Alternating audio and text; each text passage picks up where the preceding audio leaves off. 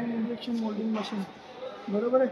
आधी याला काय होत होतं की आपण हे जे हीटर दिलेलं आहे याला काय होतं की ह्याला टेम्परेचर कंट्रोलर नव्हतं, त्यामुळे काय व्हायचं हीट ही आपल्या ह्याला हिटिंग जी दिलेली आहे मॉडेलप्रमाणे ती कंट्रोल होत नव्हती, म्हणून मी काय करायचे हीटर ह्याचे उडत होते.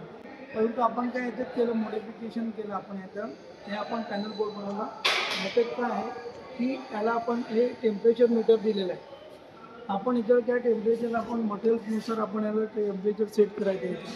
सेट करताना खाली जे ग्रीनमध्ये दिलेलं आहे ते सेटिंग दिलेलं आहे ना. हे जे दिलेलं आहे हे तुमचं व्हाईटवाला जे आलेलं आहे हे तुम्ही टेम्परेचर सेट केलं आहे.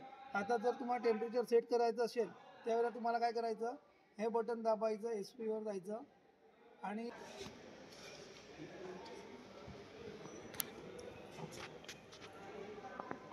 मटेरियल चार्ज आपण केलेलंच आहे.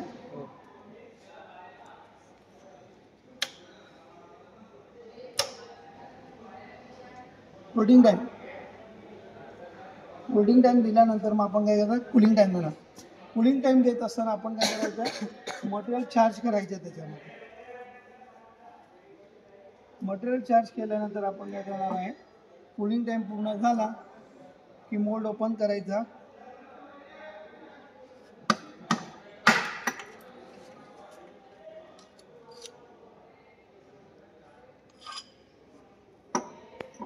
मोल्ड ओपन करायचा आणि हे आर्टिकल तुमचं तयार झालं आहे. हे आर्टिकल इजेक्ट करायचं.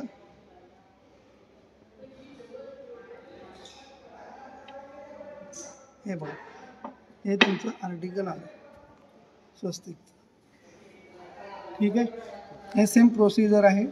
हे पुन्हा काय करायचं हाच सेम स्ट्रोक घ्यायचा. ह्याच्यामध्ये काय प्रॉब्लेम येत असेल तो प्रॉब्लेम बघायचा आणि त्यानुसार आपण याला बदल करायचा. ठीक आहे, आधी काढलं तर काय झालेलं होतं की फ्लॅश आला. फ्लॅश का आला, लॅम्पिंग प्रेशर कमी झालं, इंजेक्शन प्रेशर वाढलं. त्यामुळे आपण काय केलं लॅम्पिंग प्रेशर वाढवलं, इंजेक्शन प्रेशर कमी केलं. ओके, हा तुमचा ओके जॉब आहे.